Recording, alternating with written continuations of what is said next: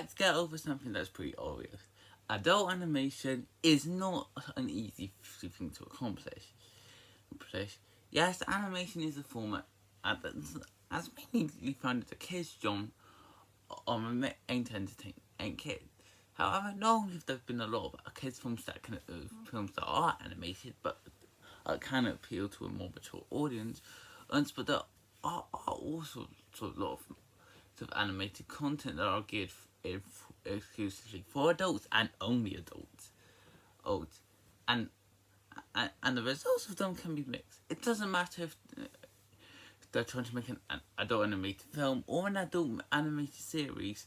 The result always can range in something easily enjoyable, born mature, to some thing that isn't and will receive more backlash than praise. However, for when an adult animated project is good, it can be really good. And at the beginning of last year, Amazon point, I'm team aimed with them Insy Pop to bring in one of our lifelong passion projects to which was a series based on our 2019 pilot, Hazbin Hotel. Now for this video, I'm only going to be focusing on the first season. So I'm not going to be talking about the pilot specifically. I'm just focusing on the first season made by Prime Video. But to give you my quick thoughts on the pilot, I thought it was fine. I didn't care too much about it, and it's not something I'd constantly feel like rewatching. But it's an okay pilot that does a good job of setting up its concept and its characters.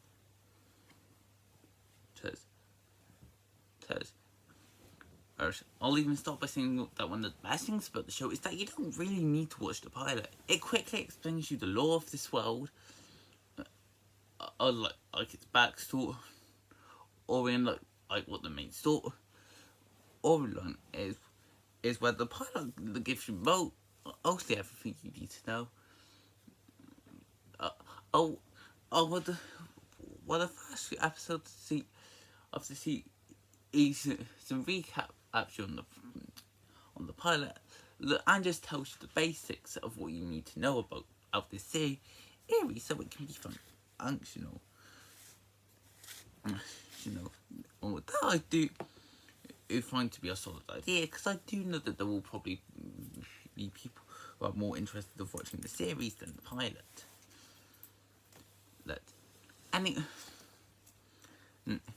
Anyways, let's start with one of my biggest positives I have for the series, and that is the characters. Because as this series has so many different personalities, is that it's not all easy to balance. Then so you'd expect it to be a lot of a struggle. However, the season takes its different personalities and makes some really interesting characters. This is mainly shown with the head of the Hazbin Hotel herself, Elf Charlie Morningstar, as the Princess of Hell. How she's the one most of the time. As she's one of the very few residents to actually be born in Hell. How she wants to see the good in all sinners, and creates the hotel. Also, all that they can have a chance to have redemption, she then go to heaven. Fun. And I really like how her Derek is portrayed with a lot of backlash in a place called Hell. How everyone has accepted their fate, and like this is a place that's stuck. But that doesn't mean that there aren't people that aren't interested in her project. As Charlie's optimism can warm everyone over, but and bring them onto her side. another reason why you're interested in Charlie is that you know how ghosting is impossible, but they built her as such an endearing character that you want her to pull it off so bad. And that's what makes the series it's great. This character has a great dream that's not going to be easy to succeed at. But she's not going to give up despite what her biggest haters would say, and she'll keep going until she succeeds. Alongside her dad as her girlfriend and Baggy. As a partner, he does a great job of being supportive to Charlie and wants to help her partner with everything to stand by her side, and is the one that sees the most potential in Charlie's project and believes in her dream even the most. However, Baggy is also hiding her own dark secret, as she used to be an ex-angel, part of the group that comes down every year to help to execute and kill demons of hell. Which is a job the Baggy would dislike. Okay, she was faced of killing a literal demon child, and let the I'll go. Which is classed as a fallen angel. Or the series does a good job of hinting at her personality, to max or being it's actually exposed, and when it is that Aki does do a good job of learning that she has to embrace her angel identity to help in the great battle against the Exorcist angels. As for the residents at the hotel that are trying to redeem themselves, that's anxious. Just a snake like villain that want us to be seen as a great threat. But after staying at the hotel, I'll become his own community and acceptance with his friend, and Angel does. The point once done, who's probably my favourite character because I really do feel sorry for him. The series does a great job of showing just how tragic his life is yet as he acts like he loves his point one stuff. But as the series goes on, and especially with episode 4, they show just how messed up Angel's life is as it makes him feel ill-depressed and makes him hate himself. In fact, when he does his big confession to Hazbin at the end of the fourth episode, I did start to get a bit emotional. No, as he explained all his flaws, also how he hates himself, and how he tries to break himself so he can finally be free from this business. He's honestly a tragic character, and the one I wanted to see have the happiest ending. As for the staff that work at the hotel, there's Husk, the grumpy bartender, the slow oligarch. I was fond of everyone in the hotel, especially Angel. Nifty, the attic, who's probably the funniest character out of her was her average demon artist obsession for our boys, and Alistair, the host and helper of Charlie, helping him with the hotel. However, he does have his own needs at the hotel. One thing I really like about Alistair, and why he's such a fan favourite for everyone is that there's so much mystery to him. The series tells us just bits about him, like he's a radio demon that even that's supposed to be even the most threatening overlords in hell. But the series doesn't tell us everything, and it gives hints that there's more of him to explore, and I'm really excited to see in more eyes of Alistair's personality be shown in future seasons.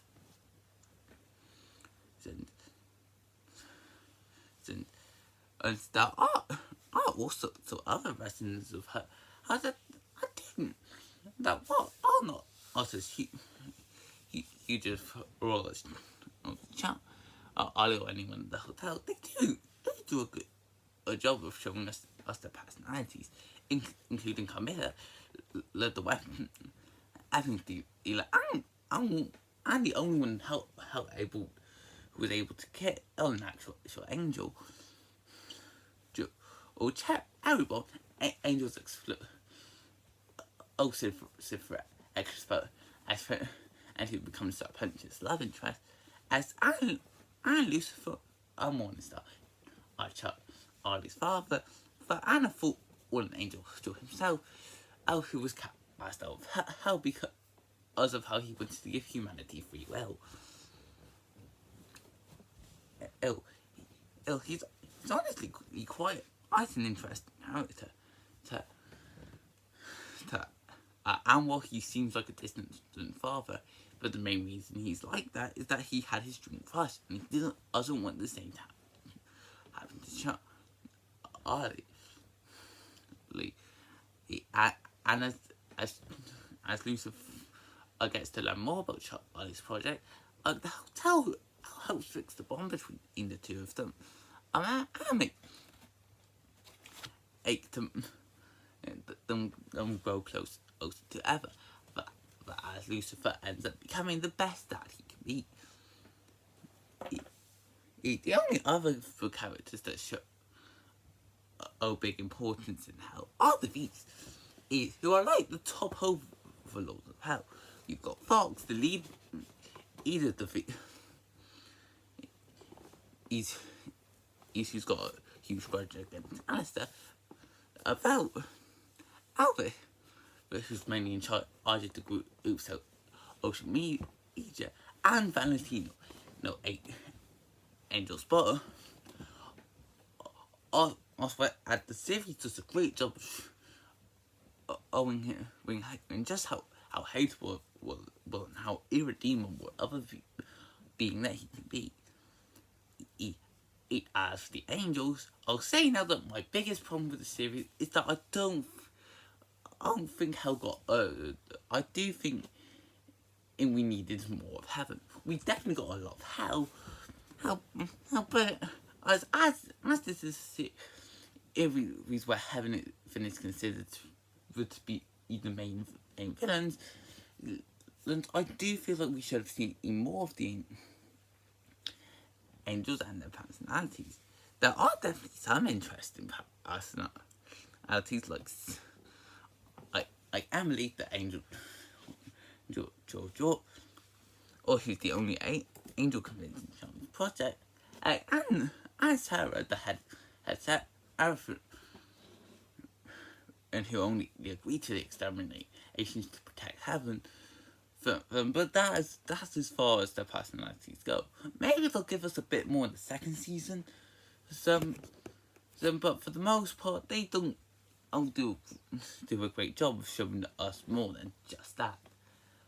But then there's Adam, the first man and main antagonist of the season. Despite his lack of screen time, he's probably one of the most enjoyable or love to hate kind of villains I've seen in a long time. They can get as to the point right of way that just because he's an angel, or doesn't mean he's not a terrible person. And a lot alongside his second in command, Luke. the two of the most of the time, I'm to get out all of hell and exterminate them, especially when they feel threatened by Charlie's project. Also, so what this dynamic I feel like needed more attention. Should I really do like the interesting dynamic between Adam and Baggy. Keep in mind the fact he used to work for Adam, like I said before. Or and when and Adam discovered that Aggie is Charlie's partner. Now he used this as great blackmailing material to Utrix, but also to Charlie that Baggy he was responsible also being an exercise joke. And I love the way he presents the threat at the bag and then ends it with, I'm sure your relationship will be fine. See you in court. Or just leaves. That's honestly a hilarious bit that gets me every time. So yeah, I really enjoyed Adam. He definitely needs more screen time. But when he was on screen, I had a blast with this villain. So yeah, the characters are really well done. And very interesting. I also really like the animation of the series. I wasn't expecting anything with a huge budget, yeah, but what we get with the animation is really well done. I especially like the designs of each of the characters. This is mainly shown with the characters and how they come up with some really creative designs for each of the demons and residents, then to make them stand and out from one another. But I do a good job of showing a bit of their personalities through their designs. I really got interested with the characters' personalities, but their looks and designs are really creative, especially when some of them do have their own unique ways of movement, and like with Alistair. I also really love the show's colour palette. With how the series uses a lot of reds, pinks, and inks, purples, and red. And so they show how it's more all gruesome to play. And how it's even like an outcut as compared to heaven. And what I haven't for this honestly given me unique design. And that's both classical and up to date. Which I do like, showing that heaven has been around since all the time, but as it's also so a city that is able to evolve with the changing times. As well as showing a great colour palette, blues, whites, and yellows, lots to show it as a more joint, oil as may for the as people and the best souls. And the animation does have its most creative moments during the musical numbers and the action scenes. I'll talk about the musical numbers a bit later, but I'll say with the action that the series can get really creative and intense with the scenes. I get so bad. That's the thing where I really was left on the edge of my seat with some of the action, with how exciting and how intense it can be, especially with the final episode of what I did give an intense and exciting climax. And another thing I want to mention about the show is that this series is hilarious. Because most of the comedy does a great job of making the series, enjoyable or me. And I found myself laughing at lots of bits, especially with Nifty. I already said she was the funniest character, but I think she's also hilarious. Yes, I love when they were doing trustful. Or to know if they said, yeah, as she kills mother the bug to make the baby bug stop. An album just lets her fall, or because us are so grossed out by it. That was honestly hilarious. But of course, I've saved the best element of this show to last, and that is the musical numbers. Yeah, I think it's safe to say that they're the highlights of the lights of this series. I will say that as this series that does have at least 2 songs in each episode, it is understandable that not all songs are going to be great. And there are a few you will admit, it starts with Sorry and Welcome to Heaven, which it's what I'm mad. I feel like filler and do seem unnecessary. But as for all the other songs what I thought and to make that makes them enjoyable, but it's how diverse they are. That there are some, and they show the characters'